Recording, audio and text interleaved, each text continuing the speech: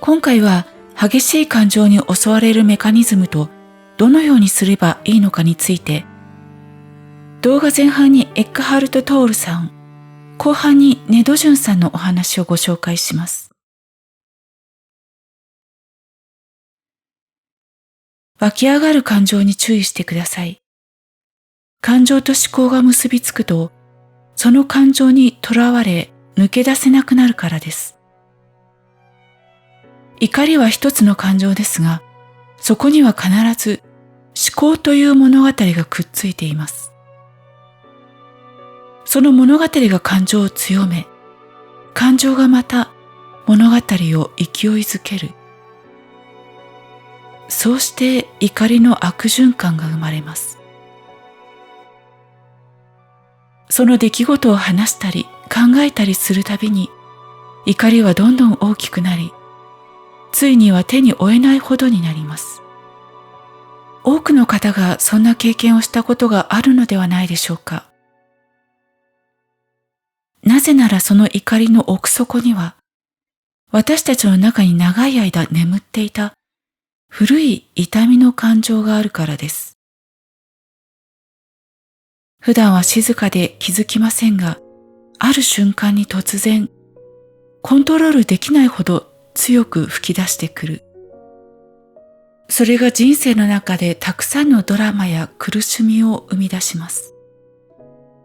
その感情は多くの場合、幼少期から心の奥底に溜め込まれてきた、否定された、傷ついた記憶の断片です。普段は感じなくても、何かのきっかけで突然溢れ出します。普段おとなしい人がある日突然激しく怒ったり攻撃的になったりしてまるで別人のように見えることがあります。その時怒りは他人の反応をエネルギーにし相手の最も痛いところを突くような言葉を発してしまうのです。そして相手もまた自分の中の古い痛みを刺激され互いの過去の傷がぶつかり合う。そうして人間関係のドラマが生まれていきます。でもほとんどの人はその仕組みに気づいていません。無意識のうちにそれを繰り返してしまっているのです。ではどうすればいいのでしょう。まず自分の中にある傷ついた感情に気づくことです。それを否定したり押し込めたりせず、まるで自分の中に住む小さな存在を見守るように、ただ静かに観察します。その感情はあなたそのものではありません。それは過去の痛みが作り出した一時的なエネルギー体、いわば痛みの体とも言えるのです。その存在を意識の光で見つめると消えていきます。痛みの癒しが起こります。気づいた瞬間が、それが終わりへ向かう始まりなのです。もし目の前の誰かが怒りに飲み込まれているのを見たとき、その人の内にある痛みを感じ取ってください。そしてその怒りによって、あなたの中の過去の痛みが刺激されていることにも気づいてください。相手の怒りに反応して言い返したい、責めたいという衝動が出てきたら、その内側の動きをただ観察します。行動に移す必要はありません。ただ気づいている。ただ存在している。それだけでいいのです。簡単なことではないかもしれません。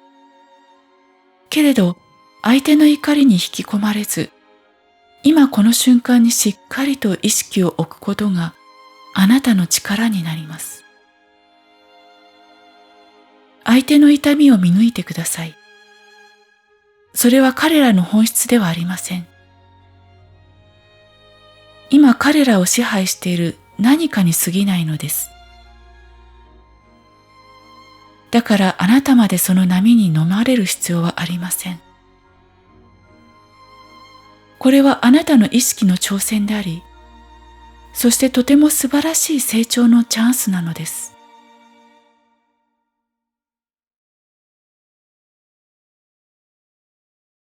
次にネドジュンさんのお話をご紹介します。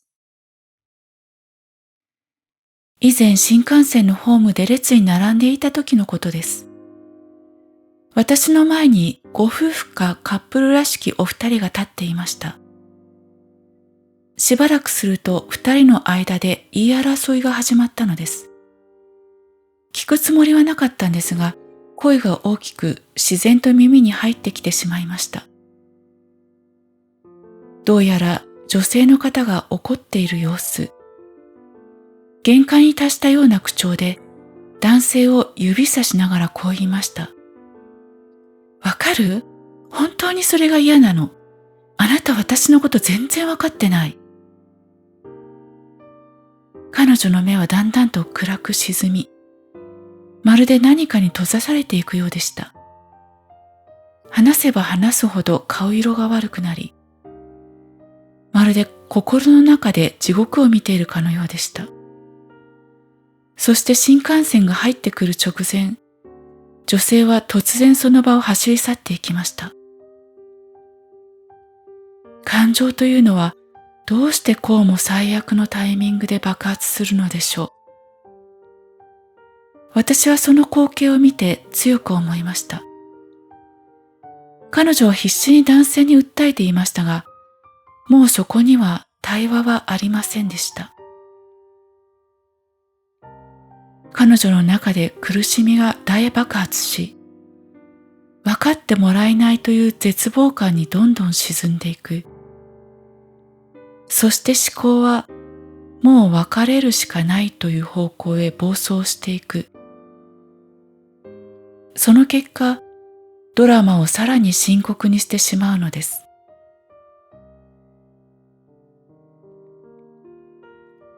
このように激しい感情に支配されているとき、そこには2つの思考の段階があるように思います。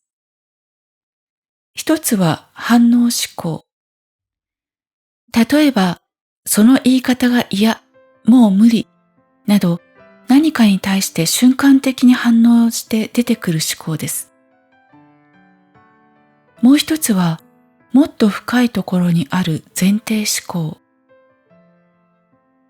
これは普段気づかない、その人の世界の見え方を形作っている根本的な思い込みです。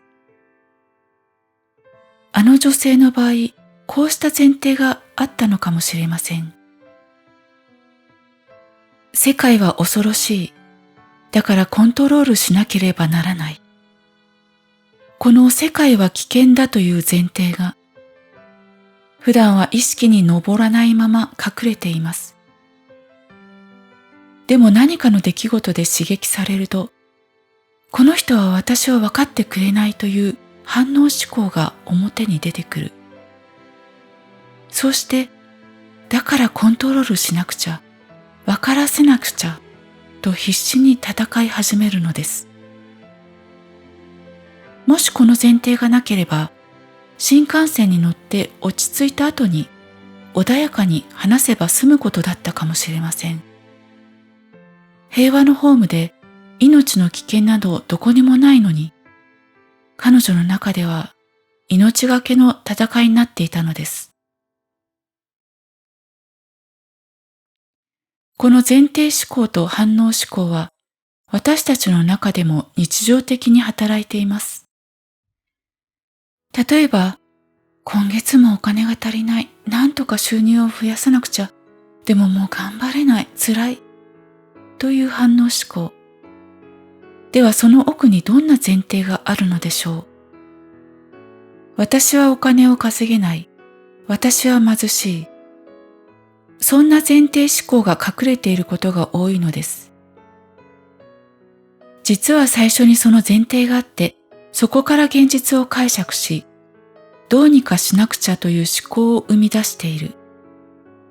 でも思い通りにいかないと感情が爆発する。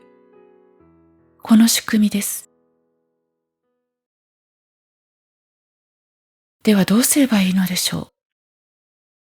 それは前提思考に気づくこと。見つけることができれば、それを外すことができます。例えば、私はもっと頑張って働かなくちゃ、副業もしなくちゃと必死にもがいてうまくいかず、感情が爆発したとします。その時心の奥をよく見てみると、私は貧しい存在だという思考があるかもしれません。ではその前提がパラリと落ちたらどうでしょう。世界の見え方が変わります。自分の中の豊かさに気づけるようになります。街を歩いていても、光、空気、人の姿勢、誰かの笑顔、小さなものの中に豊かさを見つけ始めるのです。それまでは貧しいというフィルターがかかっていて、目の前の豊かさが見えていなかっただけ。前提が変われば、私は豊かだという新しい思考が自然に生まれるのです。そうすると不思議なことに、出会う人、感じるもの、歩き方、表情までも変わっていく。脳波も呼吸も、すべてが変わります。だからこそ、こう問いかけてみてください。もしこの前提がなかったら、私は今、どんな風に世界を感じるだろう。